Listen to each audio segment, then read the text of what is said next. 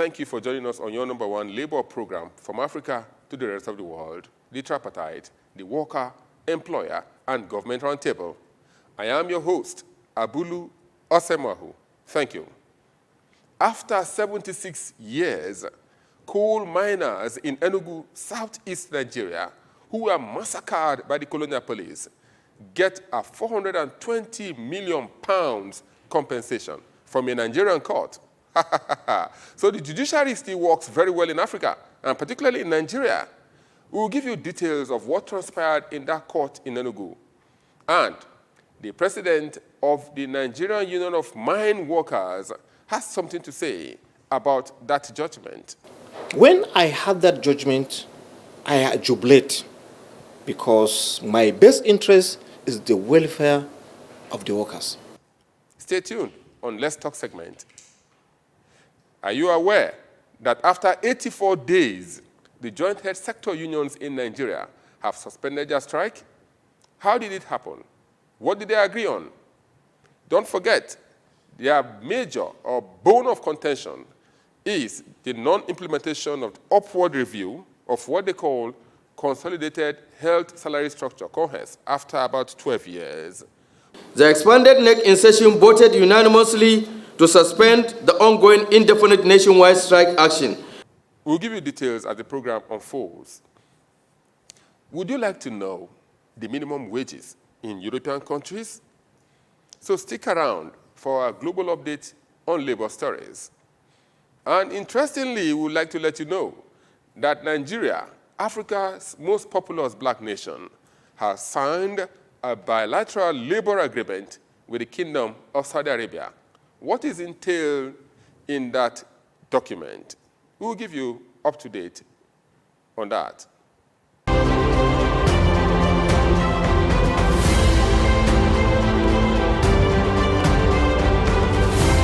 Did you know? And something different peoples who, if they come together, Nigeria should not import food.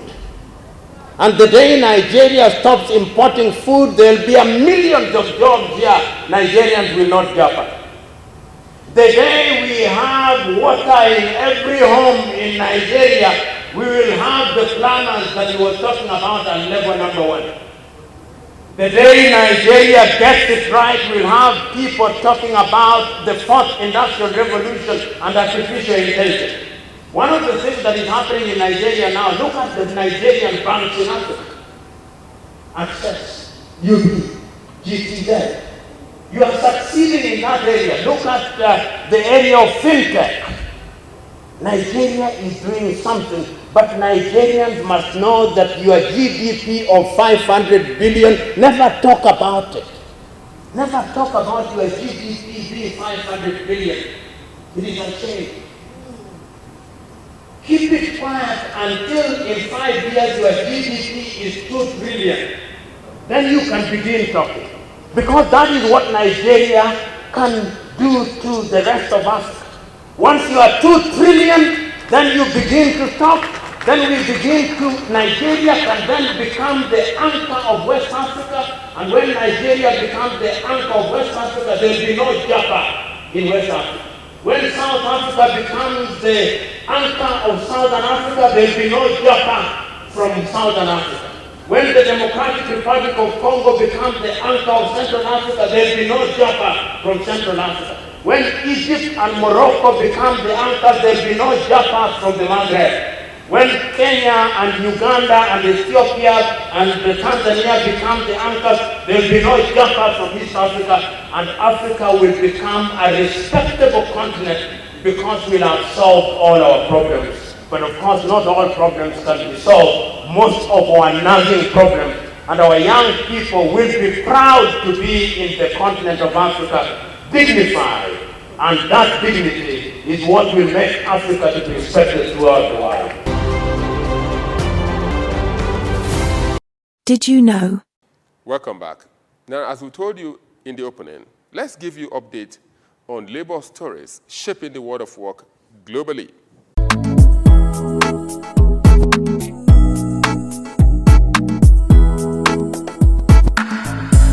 The Petroleum and Natural Gas Senior Staff Association of Nigeria has distanced itself from a recent publication in a Nigeria national daily newspaper alleging that it accused one of its employers, Totalnigis Nigeria Limited, of maltreatment of Nigerian employees, harassment by expatriates, violations of the Nigerian Local Content Act and racism, among other claims.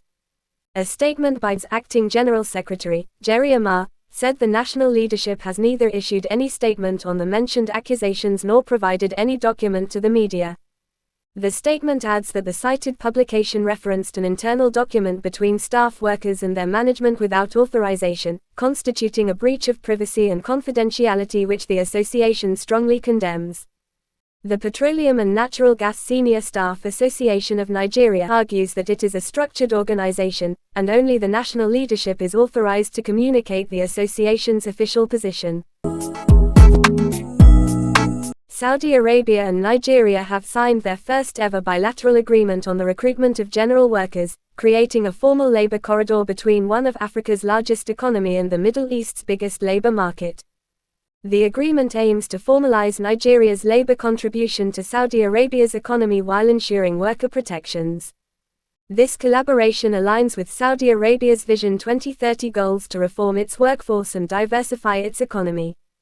For Nigeria, the agreement provides structured employment opportunities and enhances economic benefits from remittances. The deal signals a strategic shift in how Nigerian labor is absorbed into Gulf economies, moving from informal migration pipelines to a regulated, state-backed framework.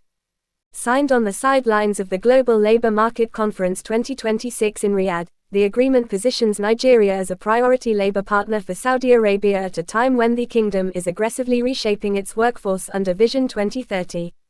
For Nigeria, it offers a new outlet for employment at scale amid persistent domestic job pressures. The agreement was signed by Saudi Arabia's Minister of Human Resources and Social Development, Ahmed bin Suleiman Al-Raji, and Nigeria's Minister of Labor and Employment, Mohammed Maigari Dingyadi. On the 1st of January 2026, 22 out of 27 EU countries had national minimum wages, all except Denmark, Italy, Austria, Finland and Sweden.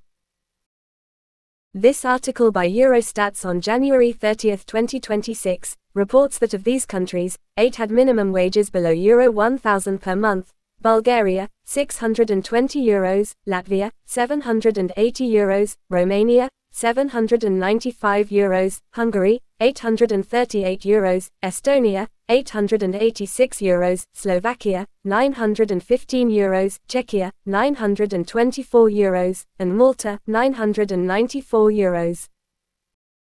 In 8 others, minimum wages ranged from €1,000 to Euro 1,500 per month: Greece, €1,027, Croatia, €1,050, Portugal, €1,027,073, Cyprus, €1,088, Poland, €1,139, Lithuania, €1,153, Slovenia, €1,278, and Spain, €1,381.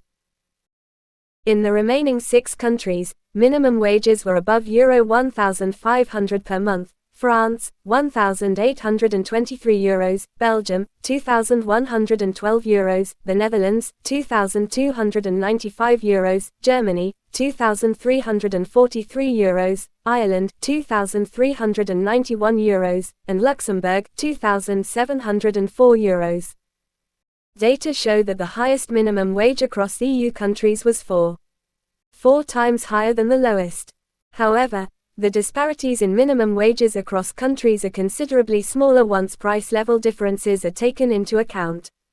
When expressed in Purchasing Power Standard (PPS), minimum wages in EU countries with lower price levels become higher compared with those with higher price levels. The Academics Union UMASA initially requested a yearly salary of €130,000 for university professors during negotiations over a new collective agreement, Times of Malta has learned. The union, which has been in talks with university authorities and the government over the deal for the past few months, escalated the dispute on Wednesday, instructing its members to withhold exam and dissertation results.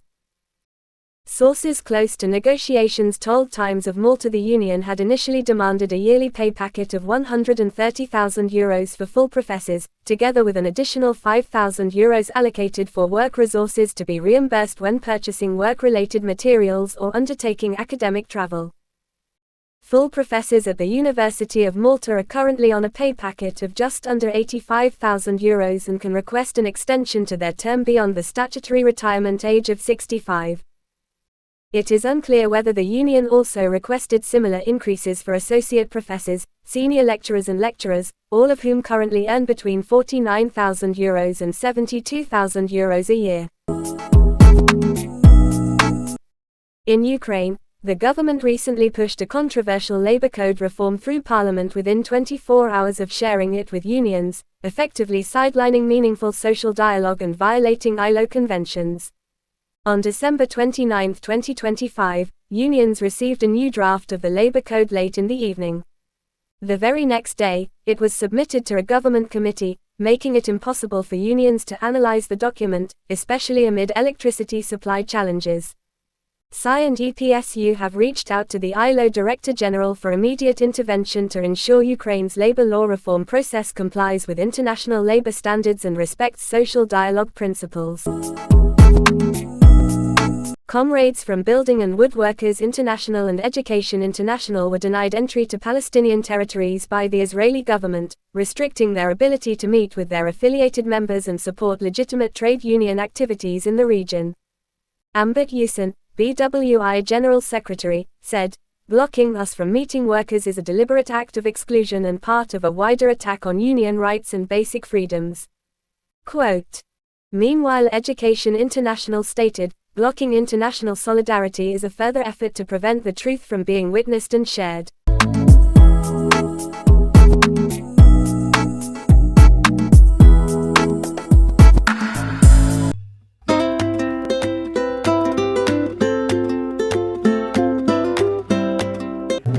I am Honorable Minister, State, Labour and Employment, and I'm watching Tripartite on AI.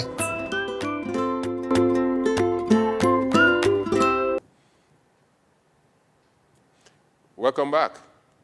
Now, let's take you straight to the joint head sector unions, where the leadership briefed about how they resolve to suspend the 84 days long strike.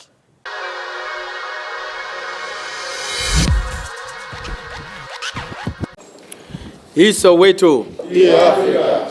Here Africa. Here Soweto.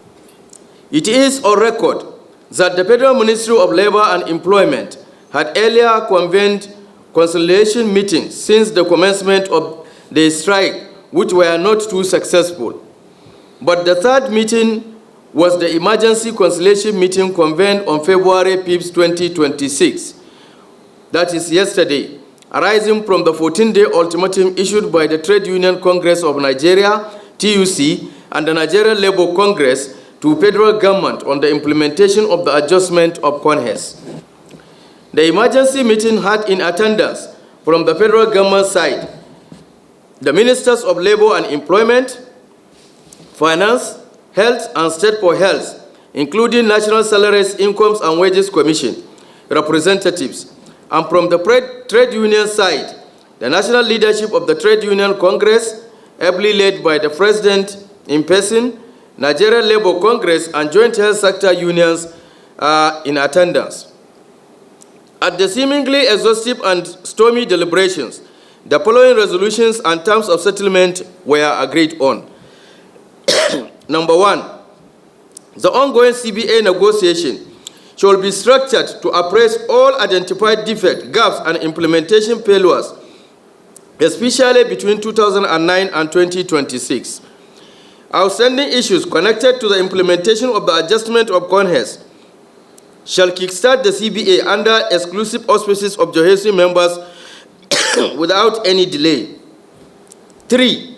Budgetary allocation to take care of the implementation of the adjustment of CONHES must form a cardinal part and projection of the 2026 Appropriation Act based on the existing template provided by the Technical Committee report of the high-level body of the federal government set up by the Federal Ministry of Health in 2021. 4. Immediate withdrawal of the No Work, No Pay directive issued in relation to JOHESU strike. Sequel to the above, the January 2026 salaries of JOHESU members must be paid immediately. 5. No member of JOHESU that participated in this current strike shall be victimized, sanctioned, or intimidated on the basis of their involvement in the strike. 6. Fundamentally and strategically, we put on very good record that failure to fully actualize these terms of settlement leaves the TUC and NLC with no other choice than to apply all lawful industrial relations methodologies to sort all outstanding issues of JOHESU members with federal government. Thank you. Flowing from the above, the JOHESU national leadership convened an expanded NEC emergency hybrid meeting on Friday, 6 February 2026, that is today. NEC in session resolution. After exhaustive deliberations and review of the terms of settlement of the conciliation meeting, the expanded NEC in session voted unanimously to suspend the ongoing indefinite nationwide strike action to allow for the implementation of the federal government JOHESU terms of settlement. Consequently, NEC direct all JOHESU members nationwide to return to work effective from midnight today, 6 February 2026.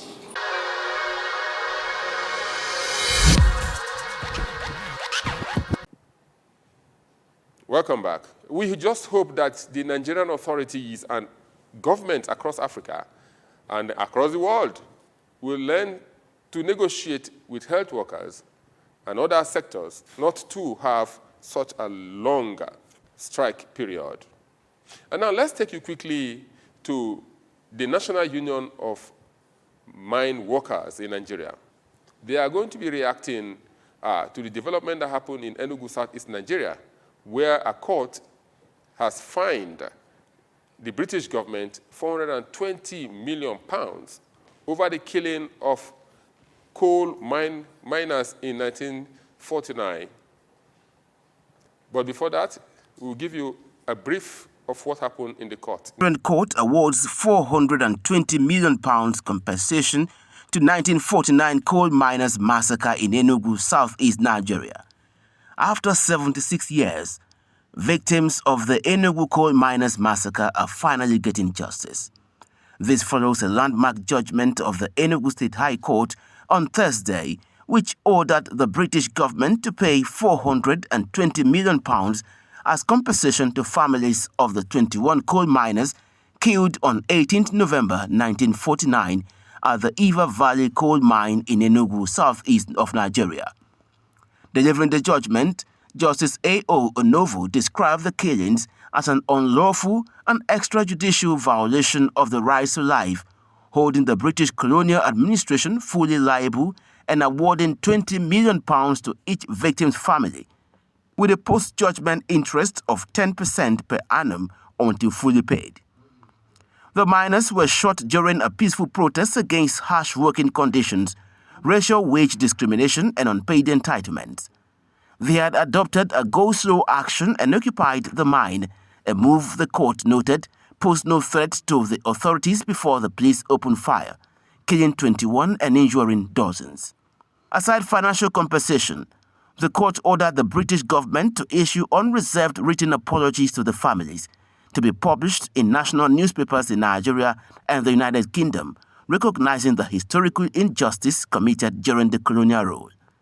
Justice Onovo also faulted the federal government of Nigeria and the Attorney General of the Federation for years of inaction, describing it as a dereliction of constitutional duty, and directed Nigeria to pursue diplomatic engagement with Britain within 60 days to ensure enforcement of the judgment. I'm appreciate because I know that judgment is still existing in Nigeria. The mining activities have started in Nigeria for a very long time, since the exception of Nigeria, because the mining activities started in the Northern Protectorate in 1903, and it has started in Southern Protectorate in 1904. The coal in Enugu was discovered by Albert, one geologist from British geology. He discovered Albert Kirson. He discovered the coal in Enugu. The coal in Enugu has been explored 1909, and then they have started exporting the same mineral 1916. And since then, the workers are working without rights. They are working without compensation. And everybody knows mining work is not an easy job. It's a work that has a lot of hazards, a lot of risks. People, they will inhale the mineral after crushing. There is a series of heat, and then no change of the position in terms of the work. So there's a lot of things that these workers demand. In 1949, November 1949, the workers in Enugu, there is a lot of demand that they have sent to the management, and they no response. Based on that, they organize just to protest for their interest. But at the end of the day, what they have got is killed. 21 of them were killed.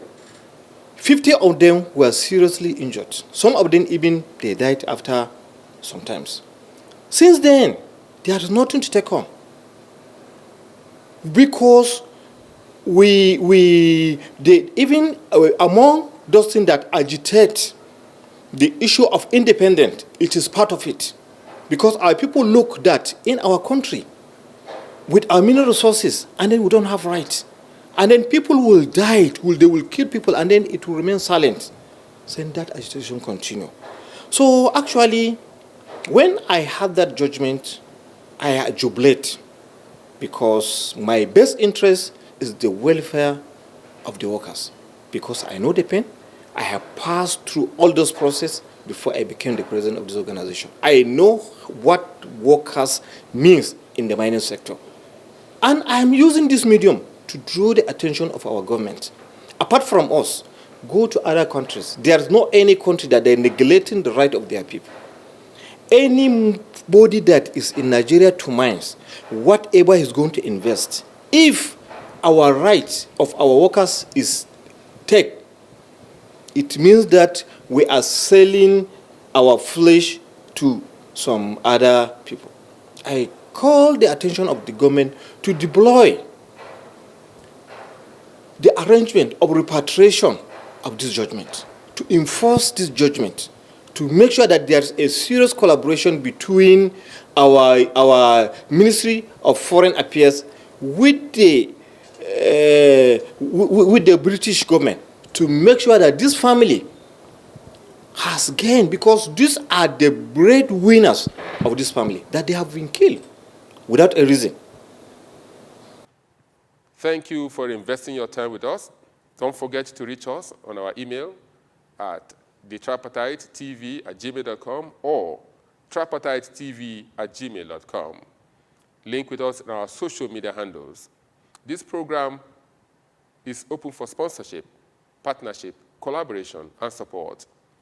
You can link us for any of your concerns concerning employers' business, workers' welfare, pensioners' plight, and even efforts to eliminate child labor from Nigeria, Africa, or any part of the world. Thank you once again, and let's do this again. I am Abulu